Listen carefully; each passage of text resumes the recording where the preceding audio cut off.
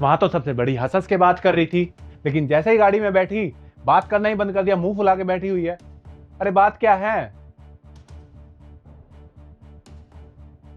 अरे तुमसे पूछ रहा हूं मैं, बात क्या है? या पूरी रात ऐसे मुंह फुला के निकाल देनी है? संजू, पति मेरा है, पैसे हमारे घर के हैं और मुझे इस चीज की खबर बाहर वालों से मिल रही है। कौन सी खबर? क्या बात कर रही हो तुम? आज पार्टी में सागर की वाइफ मिली थी मुझे। उसने मुझे बताया कि तुमने 10 लाख रुपए स्टॉक मार्केट में लगाए हुए हैं। वो तो मुझसे पार्टी मांग रही थी इस बात के लिए, लेकिन मुझे इस बारे में तो कुछ पता ही नहीं है। अब मुझे अपने घर की खबर बाहर वालों से मिल रही है, यही रह गया है ना बस। अरे तो इसमें इतना चिल्लाने वाली क्या बात है? सागर मेरा दोस्त है, उसने स्टॉक मार्केट के बारे में बताया, मैंने इन्वेस्ट कर दिया। अब हर छोटी छोटी बात का मैं ढिंडोरा पीटता फिरूं क्या? छोटी छोटी बात?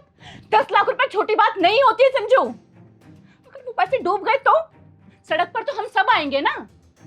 जब नुकसान बराबर का है तो फैसले में मेरी हिस्सेदारी क्यों नहीं थी? अरे तुम औरतों को पता क्या फाइनेंस के बारे में? एफडी और गोल्ड से आगे तुम बढ़ते नहीं हो। तुम्हें पता था कि मैं इन्वेस्ट कर रहा हूं, तुम रोने लग जाती, नहीं एफडी कर लो, गोल्ड ले लो, इसमें मत करो, नुकसान हो जाएगा।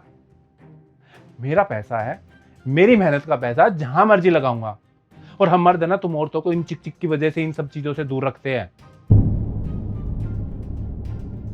संजू, प्रॉब्लम मेरी समझ में नहीं है, प्रॉब्लम तुम्हारी सोच में है, क्योंकि तुमने मुझे कभी अपने बराबर का समझा ही नहीं है। अरे ये आधी रात को क्या शोर मचा रखा है तुम लोगों ने? बाहर तक आवाजें जा रही हैं तुम्हारी, क्या हुआ है? अब आप ही समझाओ इसे। मैंने अपनी सेविंग में से कुछ है ना स्टॉक मार्केट में इन्वेस्ट कर दिया, इसको बताया नहीं। अब इस बात पे कलेश कर रही है कि मुझे क्यों नहीं बताया इन्वेस्ट करने से पहले। आप ही बताओ, पापा ने पूरी जिंदगी पैसा कमाया, जमीन ली, दुकानें ली, कभी आपसे पूछा कि अंजू मैं जमीन ले रहा हूँ, ये दुकान ले रहा हूँ, लूँ या नहीं लूँ? नहीं पूछा ना। और ना ही कभी आपने इन बातों पे कलेश किया जैसे ये कर रही है।